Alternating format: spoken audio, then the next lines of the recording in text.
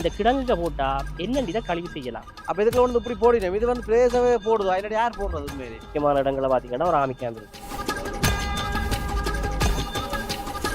அப்படியே போகலாம். நீங்கள் பொத்துவில் அருகம்பை வரைக்கும் கடற்கரையால் பாதை இருக்குது. குட்டி நாட்டுக்குள்ளேயே ஒரு கும்பல் இருந்து கொஞ்சம் காலம் எல்லாரையும் மாட்டினவங்க. தமிழீழ தேசிய தலைவர் மேதகு பிரபாகரன் அவர்கள் கடைசியாக இந்த முதல் மட்டும்தான் அதில் மிச்சமாக இருக்குது, எல்லாத்தையும் அனுப்பிட்டாங்க.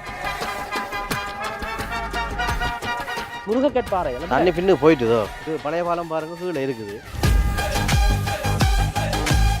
இது வந்து இப்போ ஒரு 6 மாதத்துக்கு தான் விட்டவங்க இந்த பாதை. பரோட்டா வச்சு பிச்சு தந்த மாதிரி கொஞ்சம் இடம் விட்டுருக்கணும்.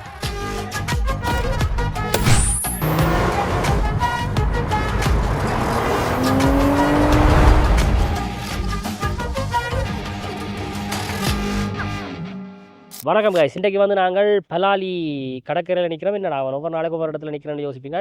இன்றைக்கு ஒரு வித்தியாசமாக நாங்கள் இலங்கையின் வடக்கு பக்கத்தில் கரையோரத்தில் ஒரு பாதை ரோடு ஒன்று போகும். அந்த கரையோரங்கள் எப்படி இருக்குது என்று காட்ட போகிறோம். இங்கேண்டா இந்த வடமராட்சி தேவேந்திர முனையிலிருந்து இப்படியே கரையோரமாக அடித்து பொண்ணு போனோம்னு சொன்னால் எங்களுக்கு மயிலட்டி எல்லாம் தாண்டி காக்கதி வரைக்கும் நாங்கள் போகிறதா இருக்கிறோம். உங்களை வந்து எல்லா இடமும் காட்ட போகிறோம்.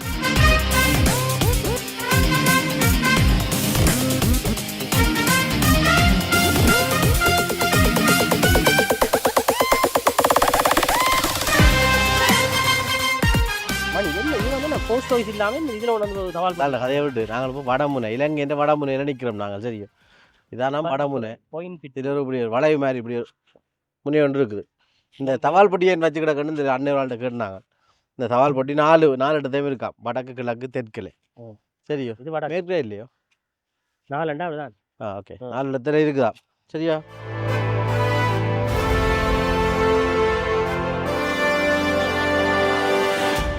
பார்த்தீங்கன்னு சொன்னால் இந்த கடலாக வாழ்க்கை இருக்குதானே வந்து வாடியில் படுத்திருப்போம். இரவு தொழிலுக்கு போவினோம், போயிட்டு இப்படியே வரலன்னா பகலில் வந்து அக்கள் படுத்து ஒரு சின்ன ரெஸ்ட் எடுப்பினோம், காற்றுல அடிப்பினோம், பம்பல் அடிப்பினோம், பம்பலாக இருப்பினோம். அதாவது ஹார்ட் ஒர்க் பண்ணி போட்டு ரிலாக்ஸ் பண்ணுறேன் தான் இது. இந்த வாழ்க்கை வந்து பார்க்க ஆசையாக இருக்கும், வாழ்ந்து பார்க்கலாமோன்ற மாதிரி ஆசையாக இருக்கும். ஆனால் இல்லாமல் அதுலேயும் கஷ்டமாக இருக்குது, இல்லையாண்டு இல்லை, அதுவும் கஷ்டம் தான். சுனாமி எப்போ வருமென்று தெரியாது, மழையண்டா வெள்ளமண்டா என்ன பிரச்சனை, வெயிலுண்டா, கடலுக்கு தொழிலுக்கு அனுப்பி போட்டு வயிற்றுல நெருப்பா கட்டிட்டு இருக்கணும். புயல் அடிக்கிற மாதிரி இருக்கும் என்ன கடல்ல. பருத்தி தூர காபர் கிட்ட வந்துட்டோம். ஹாபர்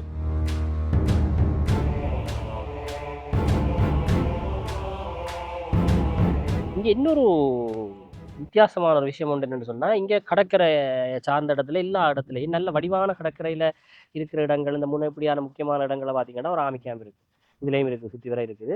இது 2009க்கு முன்னுக்கு நான் இந்த இடத்துல எல்லாம் வந்து நான் சின்ன பிள்ளையா இருக்குது, எல்லாம் விளையாடிக்கு நல்ல வடிவாக இருக்குது.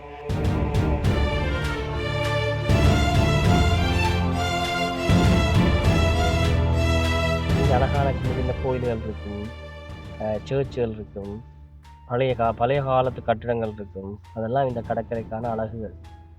வடமராட்சி பருத்தித்துறை என்றாலே பழைய காலத்து கட்டிடங்கள், பழைய காலத்து ஸ்டைலில் தான் கட்டியிருப்பார்கள்.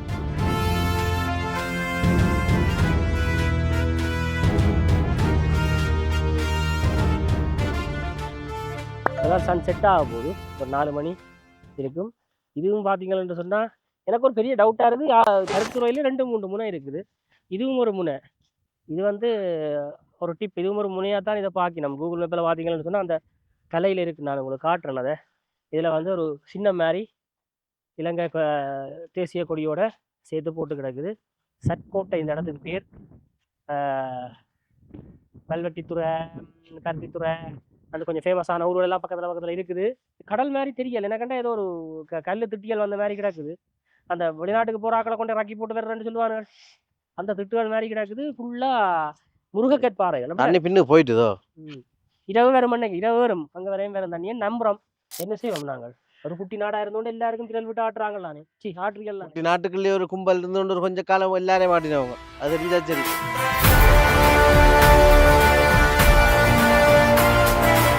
தமிழீழ தேசிய தலைவர் மேதகு பிரபாகரன் அவர்கள் சிறுபிராயத்தில் வசித்த இல்லம்.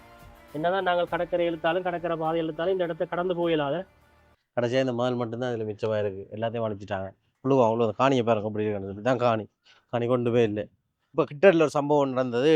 மலேசியாவிலேருந்து கொஞ்சம் பேர் வந்த மக்கள் வந்து இந்த வீட்டில் இருந்த மண்ணுகள் கல்லுகள் எல்லாம் எடுத்து கொண்டு போயிருக்கணும். அது வீட்டில் கொண்டு வைக்கணும், ஒரு வீரண்ட ஞாபகமாக கொண்டு வைக்கணும் பண்ணுறதுக்காண்டி வந்து எடுத்து கொண்டு போயிருக்கணும். சாமி தட்டில் வேப்பிலை மண் நினைக்கிறேன். சாமி தானே. காவல் உண்டு. சரி, ஓகே. எல்லாராலும் வரையப்பட்ட ஒரு பள்ளிக்கூடம். பெரிய பெரிய உலகத்தின் தலையெழுத்தையே, தமிழர்கண்ட தலையெழுத்தையே மாற்றக்கூடிய பெரிய பெரிய ஆக்கள் எல்லாம் படித்த ஒரு பள்ளிக்கூடம்.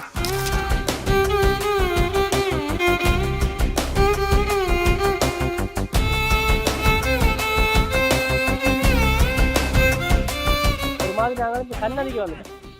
சன்னமராட்சியிலேருந்து சன்னதிக்கு வந்தாச்சு. தொண்டைமனாறு இதான் தொண்டைமனாறு, அப்படித்தானே? இது தொண்டமனாறு. இது தொண்டமனாறு தான். தொண்டமனாறு அப்படி பார்த்தீங்கன்னு சொன்னா இந்தியாவில் வந்து இந்த கடல் நன்னீர் வந்து கடல் நீரோட கலக்கிற இடம். இந்த பகுதியில் சன்னதி கோயில் இருக்கும். சன்னதி கோயில்னா இந்த ட்ரோன் வியூலையும் இந்த இதுலேயும் காட்டுறேன் பாருங்க. அப்படி இருக்கு.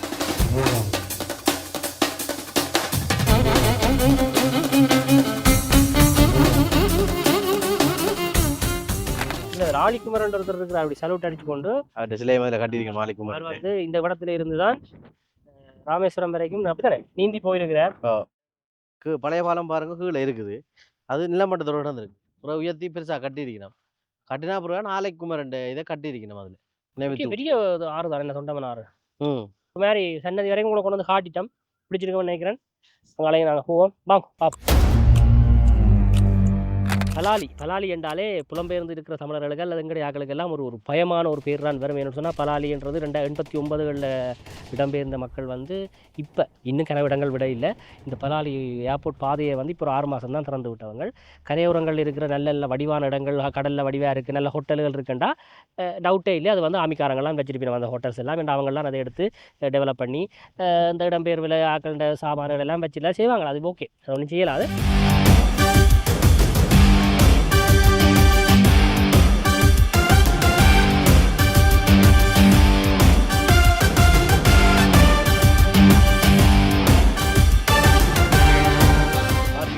வந்து எந்த இடத்துல நிற்கிறாங்க? நாங்கள் இப்போ இந்த மயிலட்டி காவர் துறைமுகம். ஆனால் எல்லாம் பழைய ஓட்டுகளாக கிடக்கு. இல்லாமல் அதெல்லாம் இந்தியாக்கார்ட்ட பிடிச்ச ஓட்டுகளை கொண்டு வச்சுக்கிறேன். ஒன்று வச்சு காவர்ன்றது அதெல்லாம் பிடிச்சி கொண்டு வந்து விட்டு காவருக்கு விட்டு கிடக்கு. இது பார்த்தீங்கன்னா இதான் காங்கேசன்துறை ரயில்வே ஸ்டேஷன். அப்படியே இந்த ட்ரெயின் ஒன்று இப்போ புதுசாக வந்து நிற்கிது. ஒரு ட்ரெயின் ஒன்று வலிக்கிற போகுது. இப்போ இது நைட் மெயில் ட்ரெயின். இன்னும் வலிக்கிறாரല്ലോ. இதில் வட்டமாக இருக்குது. என்ன சொல்லுவோம், இதெல்லாம் ட்ரெயின் இன்ஜின் திருப்புறது. சுற்றி திருப்பி வேணும் கொண்டு வந்து அந்த ட்ரெயின் இன்ஜினை சுற்றி திருப்பி மெட்டோடத்தினோட போடுறது. கேகேஎஸ் அல்லது இஞ்சாலி பக்கம் வலி வடக்குண்ட பெரிய ஒரு சுற்றுலா மையமாக இப்போதைக்கு இது இயங்கி கொண்டிருக்கு. இந்த ஜல்சேவன என்ற ஆமிக்காரரோட ஹோட்டல் பீச்சும் கேகேஎஸ். இதில் வந்து ஆக்கள் குளிக்கலாம், சந்தோஷம் இருந்து கதைக்கலாம். அங்கால பக்கத்தில் சில்ட்ரன்ஸ் பார்க் இருக்குது, அதுவும் விளையாடலாம்.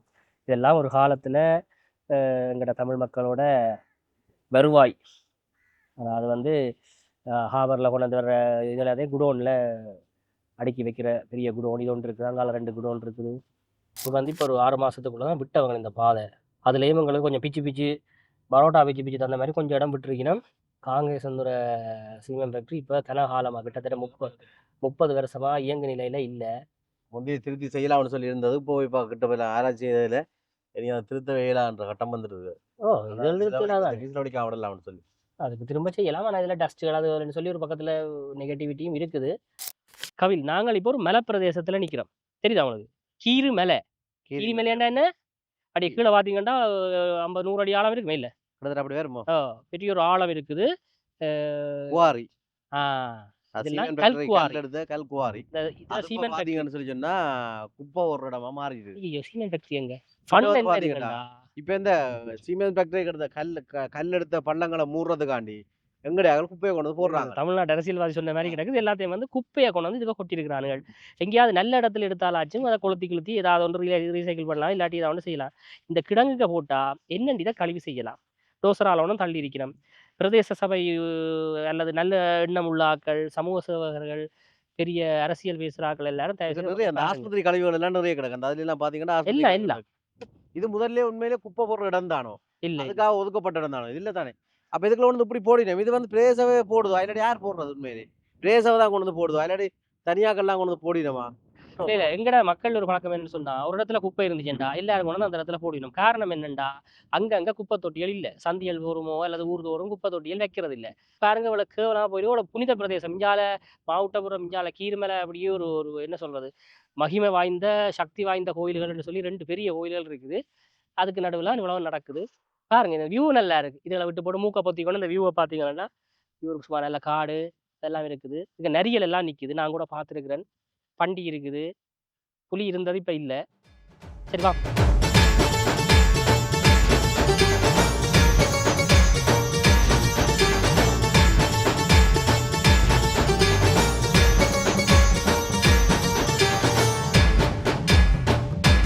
இப்ப நாங்க நிக்கிறது வந்து பாத்தீங்கன்னா கீர்மலை நகுலேஸ்வரம் ஆலயம். இது வந்து பஞ்ச ஈச்சரங்கள்ல ஒரு ஈச்சரமா இருக்குது. அதுவும் இந்த எங்களோட கடற்கரையை அண்மிச்சே இருக்குது. பக்கத்துல கடல் தீர்த்தம் ஆடுவினம். கடல்ல கேணி இருக்குது கீர்மலையில. பெரிய ஒரு வரலாறுகள் புராண இதிகாச வரலாறுகள் எல்லாம் கொண்ட ஒரு கோயில் இது. பொன்னாலை வரதராஜ பெருமான் கோவில். இதெல்லாம் கோயிலை கும்பிட்டு வரைக்குள்ள மேயற சம்பவம் பண்ண இடம்.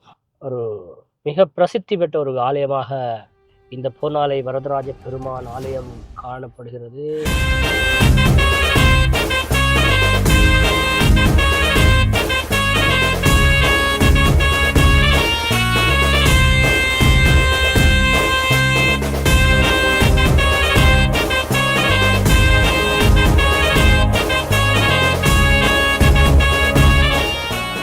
மாதவில் வந்து முந்தி காங்கிரஸ் துறைக்கு எங்கட தாக்குதல் போட் வந்துன்னு சொல்லி சொன்னால் கூட அதை மறைச்சு சண்டை பிடிக்கிறதுக்கு வெஞ்சு அனுப்பினேன். காரணர் மாதல் இன்ஜினியர் கண்டோன்னா அடி வர்றது.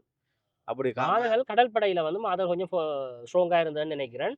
குடாக்கள் எந்த ஒரு அடிவாடண்டாலும் மாதர்கள் இருந்தால் யாழ் குடா நாட்டுக்கு அல்லது வன்னிக்க தெரியாது அன்னைக்கு போகாதானே.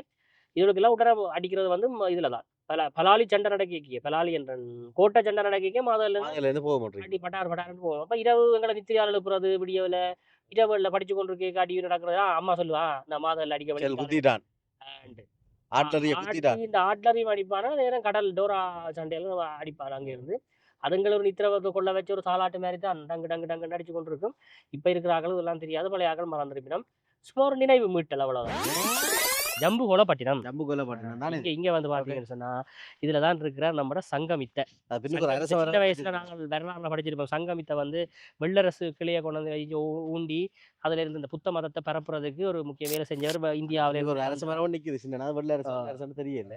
இதெல்லாம் வந்து இறங்கினால அந்த நினைவுக்கு சிங்கள மக்கள் யாழ்ப்பாணத்துக்கு வந்துச்சு நம்மண்டா இந்த இடத்துக்கு கட்டாயம் பெறுவினம். இதுதான் இந்த இடத்துக்கு அங்கால இல்ல இந்த இடம் பெறுவினம். அப்படியே ஆமிகாரண்ட ஹோட்டல்களுக்கு போவினம். கசுனாவிச்சேன்னா அங்க போவினம். கந்தரோடைக்கு போவினம். நைனாதேவுக்கு போவினம். நாகவிகாரைக்கு போவினம். கையிட்டு விகாரைக்கு போவினம். இதுதான் பாத்தீங்கன்னு சொன்னா மாதகல் சிவன். அழகான கோணேஸ்வரர் கோயில் இருக்கிற மாதிரி ஒரு சிவன் ஒன்று பெரிய சிவன் ஒன்று இங்கே கட்டி வச்சிருக்காங்க.